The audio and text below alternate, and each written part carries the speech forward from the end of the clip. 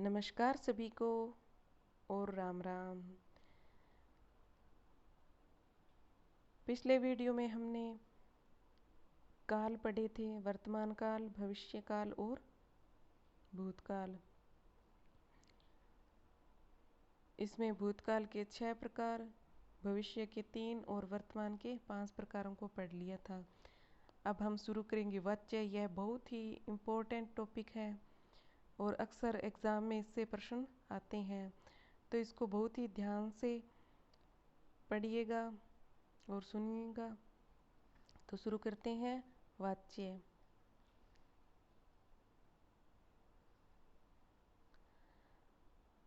वाच्य में प्रयुक्त क्रिया रूप कर्ता कर्म भाव किसके अनुसार प्रयुक्त हुआ है, इसका बोध कराने वाले कारकों को वाच्य कहती हैं।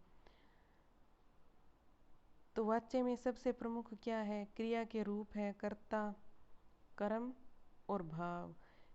इन तीनों के अनुसार ही वाच्य के प्रकार भी होते हैं। जैसे कर्ता से कर्तृवाच्य हो गया, कर्म से कर्मवाच्य और भाव से भाववाच्य। तो इनका बोध कराने वाले कारकों को वाच्य कहती हैं। यह संपूर्ण वाच्य टॉपिक ही इन तीनों पर टिका हुआ है, कर्ता, कर्म और भाव पर। तो इसको अगर हमने एक बार भी ध्यान से समझ लिया तो कभी इसमें कंफ्यूज नहीं होंगे और हमारा क्वेश्चन भी एग्ज़ाम में कभी गलत नहीं होगा। अक्सर बच्चे इसको ध्यान से समझते नहीं हैं और उनका उत्तर गलत हो जाता है। तो देखते हैं हम वाच्य के प्रकार। वाच्य 3 प्रकार का होता है, कर्तृवाच्य, कर्मवाच्य और भाववाच्य।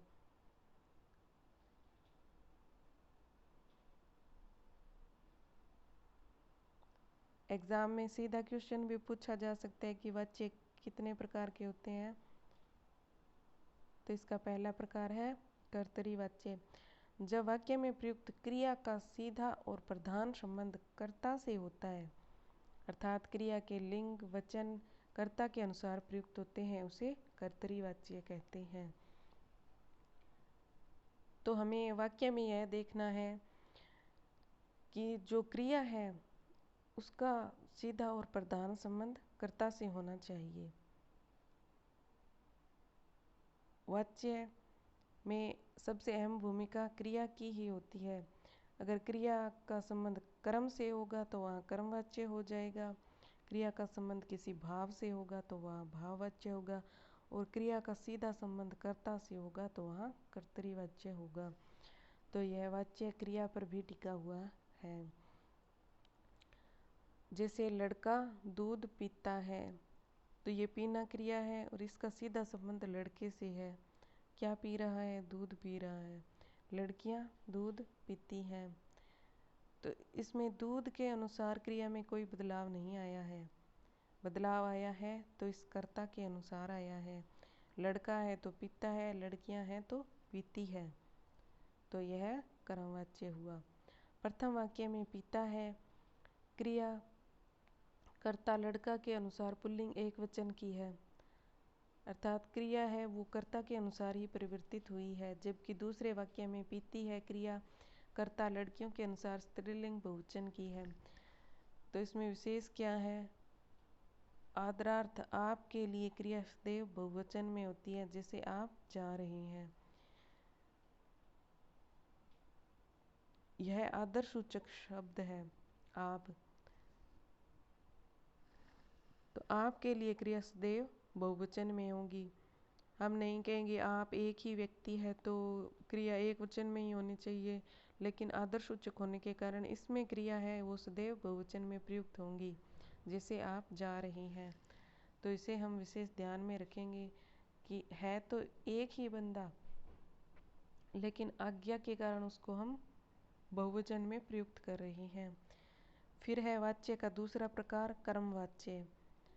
जब वाक्य में प्रयुक्त क्रिया का सीधा संबंध वाक्य में प्रयुक्त कर्म से होता है, अर्थात क्रिया के लिंग वचन कर्ता के अनुसार न होकर कर्म के अनुसार हो, तो उसे कर्मवाच्य कहेंगे।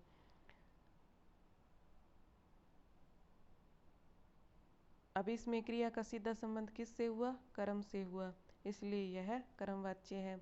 इसमें क्रिया के लिंग और वचन है वो कर्ता के अनुसार नहीं बदलेंगे, अब कर्म के अनुसार बदलेंगे।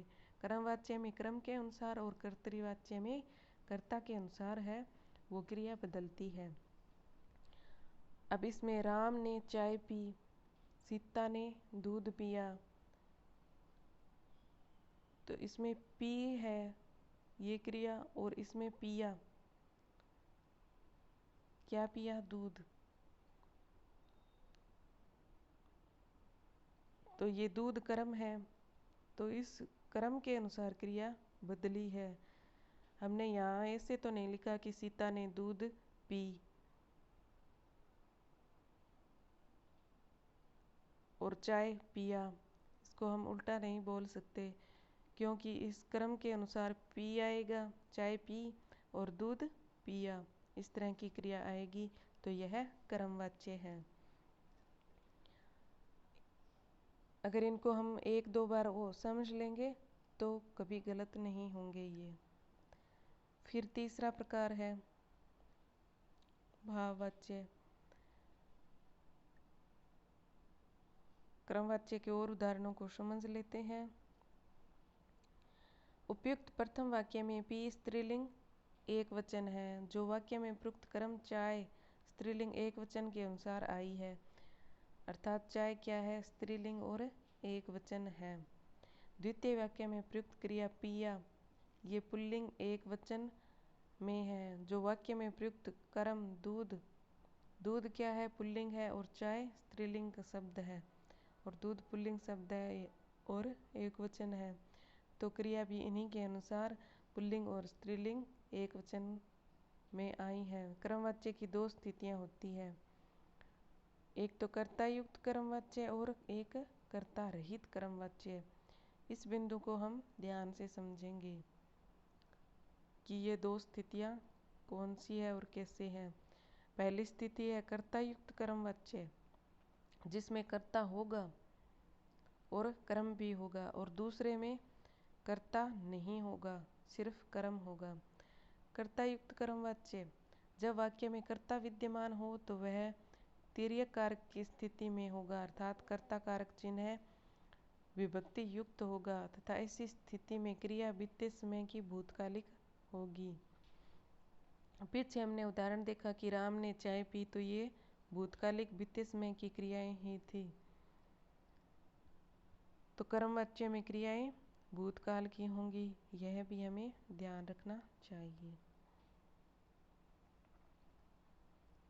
जैसे नरेंद्र ने मिठाई खाई, रोजी ने दूध पिया, तो नरेंद्र करता है तो इसके साथ ने विभक्ति का प्रयोग हुआ है। रोजी ने दूध पिया, तो इसमें भी ने विभक्ति का प्रयोग हुआ है। मिठाई ये स्त्रीलिंग है और दूध पुल्लिंग है। फिर हम कर्मवाच्य में दूसरा है कर्ता रहित कर्मवाच्य। कर्ता रहित कर्मवाच्य की स्थिति में वाक्य में प्रयुक्त कर्म ही प्रत्यक्ष कर्ता के रूप में प्रयुक्त होता है। ऐसी स्थिति में क्रिया संयुक्त होती है। इसे दोबारा देख लेते हैं। कर्ता रहित कर्मवाच्य की स्थिति में वाक्य में प्रयुक्त कर्म ही प्रत्यक्ष कर्ता के रूप में प्रयुक्त होता है, अर्थात जो कर्म होगा वही प्रत्यक्ष कर्ता के रूप में प्रयुक्त होगा। ऐसी स्थिति में क्रिया है वो संयुक्त होती है। तो कर्ता रहित कर्मवाच्य में क्रिया कैसी होगी? संयुक्त क्रिया होगी, जिसमें कर्ता नहीं होगा। जैसे एक और अध्ययन हो रहा था, दूसरी ओर मैच चल रहा था, तो ये संयुक्त क्रिया का उदाहरण है। एक और अध्ययन हो रहा था, क्या हो रहा था? अध्ययन। और क्या चल रहा था? मैच। मैच कर्म है और अध्ययन इधर कर्म है, लेकिन ये संयुक्त क्रियाएं हैं, तो यहाँ कर्ता रहित कर्मवाच्य है। जबकि क्रिया की पूर्णता की स्थिति में क्रियापद के स्थिति में क्रियापद के गठन में आई। इसको दोबारा देखते हैं। जबकि क्रिया की पूर्णता की स्थिति में क्रियापद के गठन में आ, ई, ए मुख्य धातु में न जुड़कर उसके तुरंत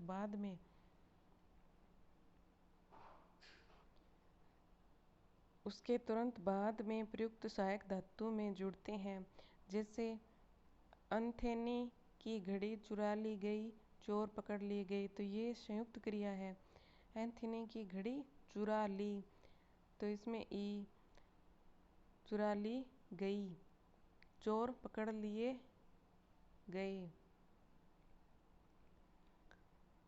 तो चुराया, चुरा ली, इसमें ये ई है, चुराने के बाद प्रयुक्त हुआ है, तो ये है कर्मवाच्य के दोनों रूप, कर्ता रहित और कर्म युक्त, कर्ता युक्त और कर्ता रहित। फिर तीसरा प्रकार है भाववाच्य।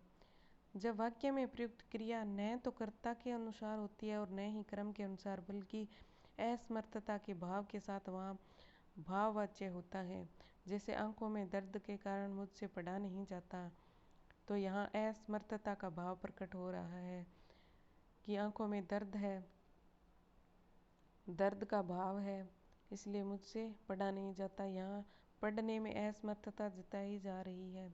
इस स्थिति में अकर्मक क्रिया का ही प्रयोग भाववाच्य में होता है, अर्थात यहाँ कोई कर्म नहीं है, पढ़ा नहीं जा रहा है, तो अकर्म ही हो गया, तो यहाँ भाववाच्य होगा। भाववाच्य की एक अन्य स्थिति यह भी है कि यदि क्रिया सकर्मक हो तथा कर्ता और कर्म दोनों तिर्यक विभक्ति चिन्ह युक्त हों, तो क्रिया सदैव पुल्लिंग, अन्य पुरुष, एकवचन, भूतकाल की होगी। यहाँ तिर्यक का मतलब है विभक्ति युक्त, विभक्ति चिन्ह युक्त, कर्ता और कर्म दोनों होंगे।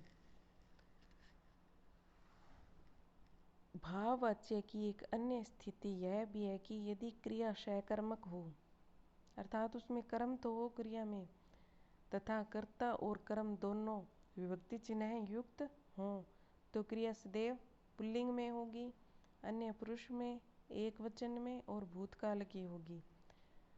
जहाँ यह कंडीशन लागू हो वहाँ भाववाच्य होगा।